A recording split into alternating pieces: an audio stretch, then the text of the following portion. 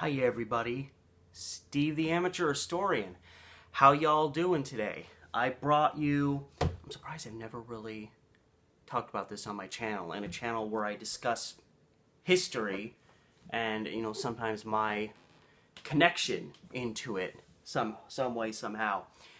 So I've had this big bad boy collecting dust for a very long time. I mean, look at the state of this box. You can see it's got my name on it. It's also got February 2009 written on it. It's my dad's handwriting, so this is all. He obviously ran this off. I mean, this is a girthy box. There's a lot of paper in here. This thing weighs a couple pounds. And February 2009, I'm assuming that's when he printed this thing off. So, 11 years ago. Wow. So you're probably wondering to yourselves, hey, amateur historian, what the hell is in this box? This is a book that I wrote over the course of 2007 and 2008. So I guess it makes sense that my dad... By the way, my dad didn't ask me to print this off. He made the choice to print it off, and he printed himself off a copy. He made his double-sided, but he chose to make mine single-sided, because that's how my dad was. My dad met Jerome Kersey, played for the Portland Trail Blazers in the early 90s, a player I loved. Jerome Kersey gave him an autograph for me. The autograph was to Steve, to me. My dad printed a black and white copy. This is true. He printed a black and white copy of that autograph that Jerome Kersey wrote, gave me the black and white copy, and kept the original of an autograph to me. Anyway, so him taking a book that I wrote and printing it off without asking me is kind of small potatoes by comparison. This is a book that I wrote that I would probably give it a different title today, but it's called The Luckiest Man in the World by Stephen Poole. Copyright 2009. This is a book that I wrote on the assassination of John F. Kennedy. Now, the assassination of President Kennedy, I've discussed my interest in that case, but that is what first got me really into history. And not just history, but that's what got me interested in politics, the criminal side of history, which can span off in numerous directions, conspiracies, so on and so forth. And this is the only full copy I have of this book. But I started working on this. I made the decision to write this probably early 2007, like spring 2007. Wasn't really doing a lot with my life at that time, so I had the freedom to do it. And my interest in the President Kennedy's assassination was first piqued while I was a second grader. So we're talking 1993. In fact, I think it was 1993 because my mom was recording documentaries about it for my dad, and it was probably because it was been 60 years or 30 years since President Kennedy was assassinated. It will be 60 years in about a little over 3.5 years from now. Wow. So by the time I was 7 years old and I saw my first JFK documentary, I was hooked in, and I was theorizing. I had a theory because, there's all these theories. Everybody's got their theory about it. The Soviet Union did it, the FBI did it, the CIA did it, Lyndon Johnson did it. Everybody assassinated President Kennedy. There was like 50 people shooting at him. And I put this one theory together that suggested that like 3 or 4 different groups both picked the same spot to shoot President Kennedy, and that's why there's all these claims of different people doing it. And I remember telling my dad that theory when I was like 8 years old, and my dad was like, that's real smart of you, son, but he didn't just tell me like that. No, that's not the way this stuff works. He just said, I like where you're going, son, but they wouldn't have been able to coordinate something that in depth. And that was his justification for why such a theory like that was wrong. But I was 8. I was an 8-year-old kid theorizing on who killed President Kennedy. Now, officially, the official story, and I've made my perspective on the official story known in the past on this channel here and there, is that a guy named Lee Harvey Oswald, who got a job in the Texas School Book Depository, went to work that day, brought his gun there even though nobody saw it, and shot President Kennedy from the 6th floor. It would be in the southeast corner, 6th floor window of the Texas School Book Depository. He did it alone. Nobody helped him. He had no associates, nothing. Like every other major assassination, it's always one guy did it on his own and magically got away with it. And, you know, there's so many theories that have come out since then about all these other potential people that could be involved. And my perspective, and I still adhere to this, I'm actually considering possibly making a documentary series for my channel that is kind of a spin-off of this book that I wrote.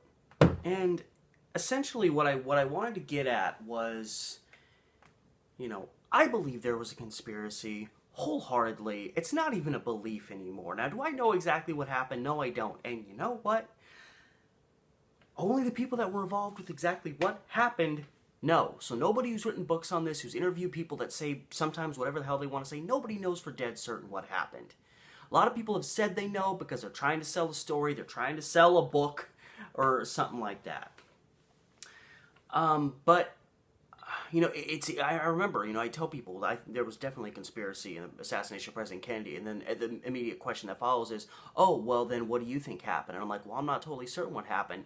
And for some reason to people, if you don't have an immediate alternative theory to the official story, that automatically makes you uncredible. Yeah, uncredible. I thought I was saying incredible. It does make you incredible, which I think is just so ignorant.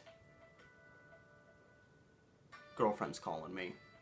Anyway, as I was saying, I mean, there's no logic to the idea that just because you don't know what happened in a certain case, that automatically means you have no credibility when you say what was officially said happened is inaccurate. I mean, I really don't know how to address that, but that was always the reaction I was getting from people. Like, I've researched it, but I don't know.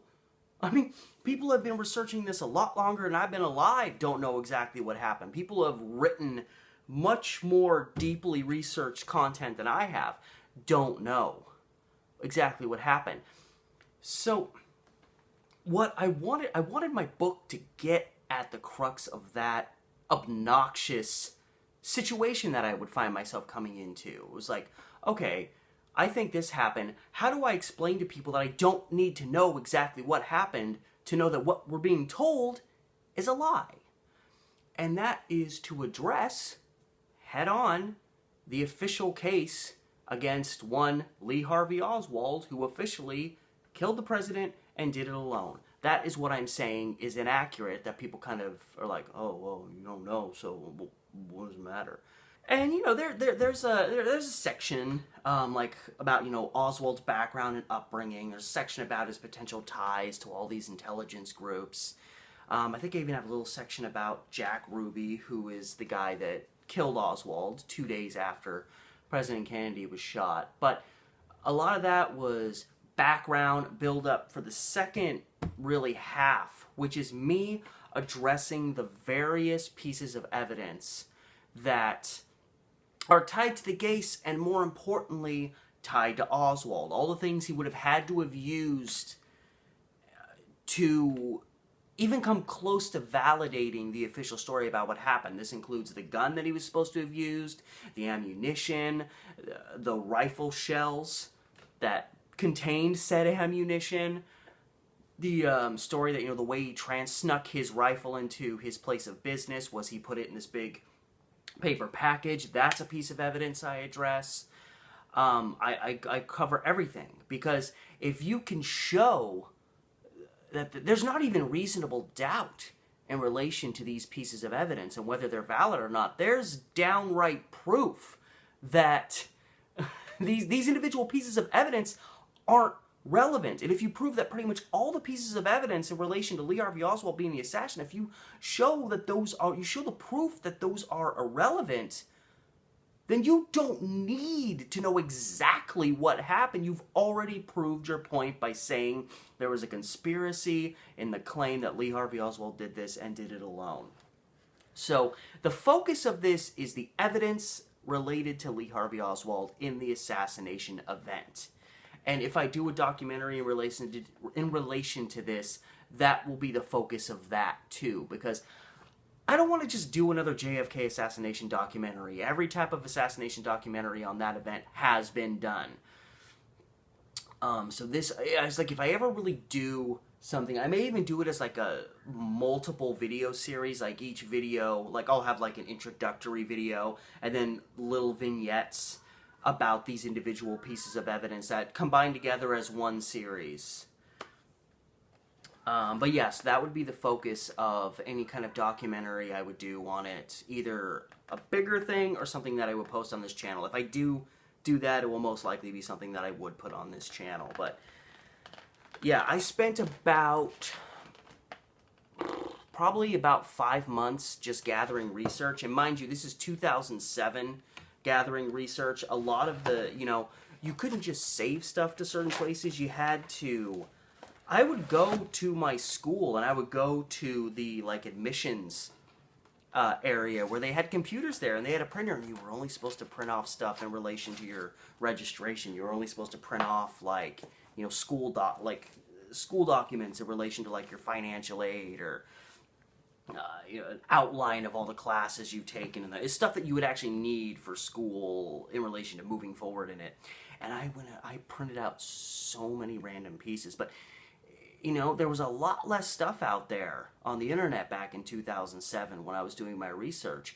And beyond that, my researching skills were not remotely as honed as they are now. So there was a lot of information that I didn't find because it wasn't readily available, or I didn't know exactly where to look for it. And there was just a lot of stuff that I didn't know about yet. I mean, I started researching this thing 13 years ago. I've learned a lot more about the assassination since then because I'm still super interested in it. But I spent about 5 months getting all the research together and going through it and organizing, setting up the individual sections and then the individual chapters in the book. And that is how I ended up with a book this damn thick.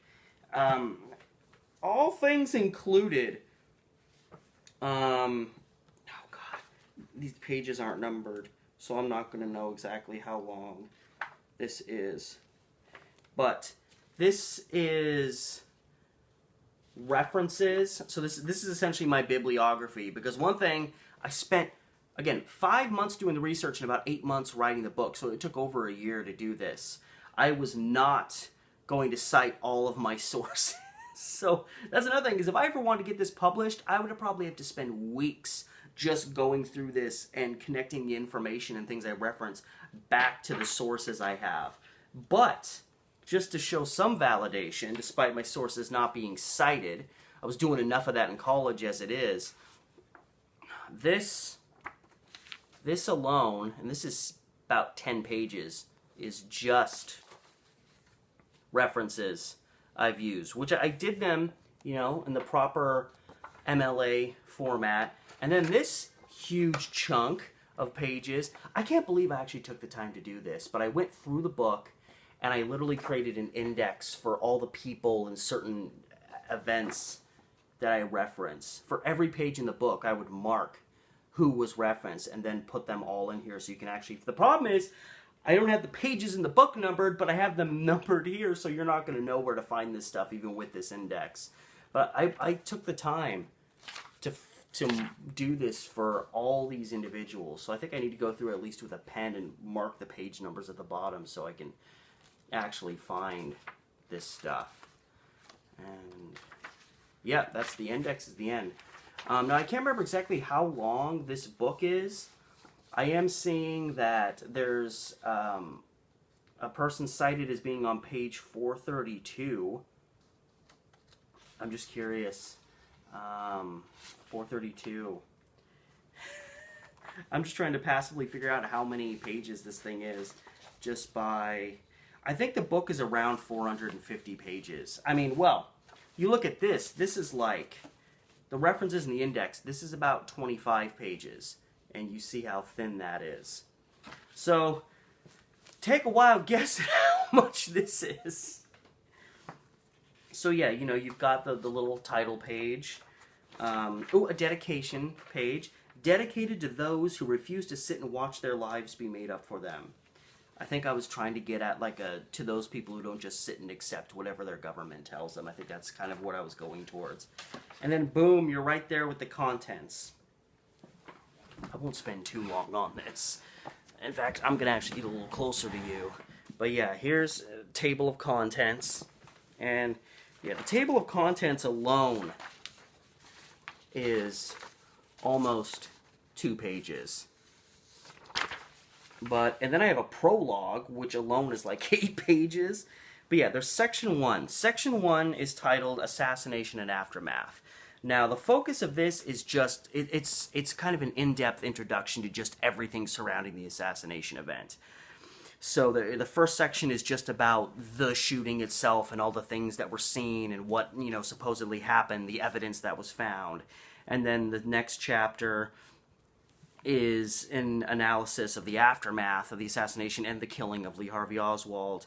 And then I finished the section off with essentially the Warren Commission, which that was the commission put together by President Lyndon Johnson, who became president after President Kennedy was killed. He formed the Warren Commission to essentially give Lee Harvey Oswald the trial he never got because he was shot dead 2 days after Kennedy was killed.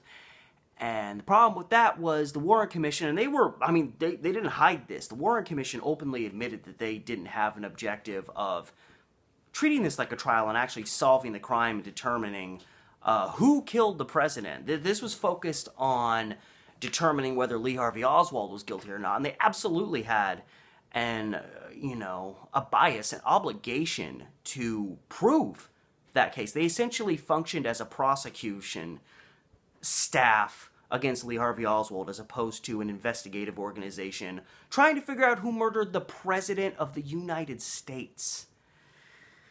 Then there's section 2, which is actually broken up into 2 sections, and that is the life of Lee Harvey Oswald. Part 1 is called Leading Up to the Assassination, so that's Lee Harvey Oswald's backstory leading up to the day President Kennedy was shot. And then part 2 is the shooting, the day of the shooting, essentially. So that section is focused on the day President Kennedy was shot up to the moment that Lee Harvey Oswald was shot, but it's more in-depth focused just on Oswald and what was going on with him. So it addresses, where was Oswald when the assassination happened, where did he go after, how did he get to the area of his rooming house afterward, did he shoot Dallas officer J.D. Tippit, as they say he officially did, and then his apprehension at the Texas Theater, a couple miles from where President Kennedy was shot, and then, of course, finishing with his Oswald shooting at the hands of Jack Ruby, and kind of a little backstory on Jack Ruby and who he was, since you got to know a little bit about who he is when he killed the guy who's being held for the assassination of the president. So that's section 2, just the deep Lee Harvey Oswald background stuff. Section 3, Elements of Conspiracy, kind of gets away from the assassination a little bit because it's more focused on, again, going back to stuff with Lee Harvey Oswald before the assassination, but not just his life story. Like, there's a chapter about all of his potential connections to intelligence of various sorts, whether it be the FBI, the CIA, naval intelligence, so on and so forth. I have a chapter on the infamous backyard photographs that were supposedly taken of Lee Harvey Oswald and why those were fake. I have a chapter on the numerous people that pretended to be Lee Harvey Oswald that weren't actually him. And then one that examines how the sniper's nest that Lee Harvey Oswald supposedly shot the president from, how much it changed in terms of its appearance in relation to how it officially was said to have been, when Oswald went there and, did the shooting, and how the appearance of it changed over time, because it was messed with, it was altered. And then finally, the big part, which is the section 4, and it's the case against Lee Harvey Oswald. And this goes into those various pieces of evidence. I mean, some evidence has already been addressed in terms of, arguing whether Oswald even was in the sniper's nest, arguing whether the backyard photographs were authentic, which were the primary thing used to verify that Oswald owned the gun that he was said to have used to shoot the president. So certain elements of evidence against him have already been addressed, but in this section 4, which is also broken into 2 parts, one focuses primarily on things related to the ammunition. So this talks about the single bullet theory, this talks about the other pieces of ammunition that were officially discovered, tests done, a lot of single bullet theory stuff, because that's so important. And yeah, that's the main focus of that, because it's ammunition related stuff. And then you shift over to stuff in relation to the rifle. So I have a chapter on regards to that, the brown paper bag that he supposedly transported his weapon in. A section on whether Oswald owned the rifle or not. Chapter on the problems with the rifle he supposedly used. The thing was just beat to all hell, and yet it pulled off this amazing feat. And then an examination, the last chapter is examining Oswald's capabilities with the rifle, which, despite what the government would tell you, was not good.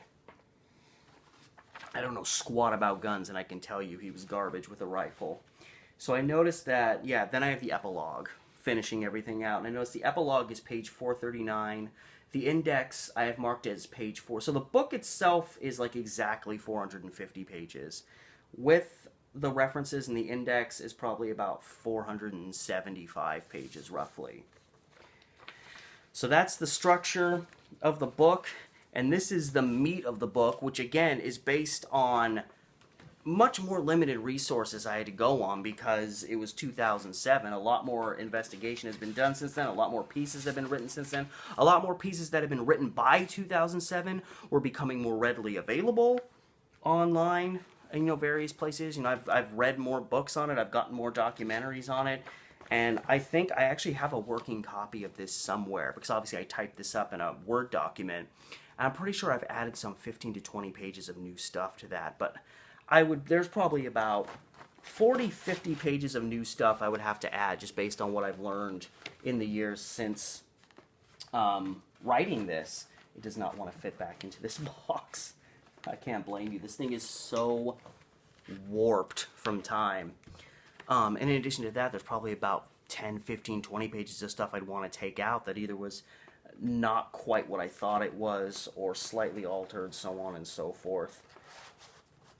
So if I ever wanted to do more work on this and publish it somehow, some way, I would literally have to spend probably months citing my sources, fixing things, adding things, taking out things, literally going through 450 pages and altering it. And in altering it, you alter all the stuff that's in the index. Stuff starts getting moved a page over, a page back, or whatever. It would take me so long. I don't think I would ever do it because I just don't have the time. But it's still a representation of I had all this research that I'd done just for the fun of it, and I had nothing to show for it, which was one of the main driving forces in why I chose to write a 450-page book about the assassination of President Kennedy, addressing, you know, criticism directly from people I would try to talk to about the case. So I just thought I'd sit down and tell you a little bit about that crazy experience from a time in my life where I wasn't really doing a lot, but in effect I actually got something pretty significant done. It's funny how life works out that way. So anyway, I don't know why in all this time I've had a channel about history and stuff, and I never really showed this to you guys. So once it popped into my head, I knew I had to do some kind of a video on it. So thank you so much for watching. Hopefully that piqued your interest a little bit. Again, I might do a documentary series based primarily on at least the path I took in writing this book. That might happen. Probably will. And as always, remember to like, share, subscribe, hit up my Patreon if you so choose. Until next time, this has been Steve the Amateur Historian, and I will see you next time.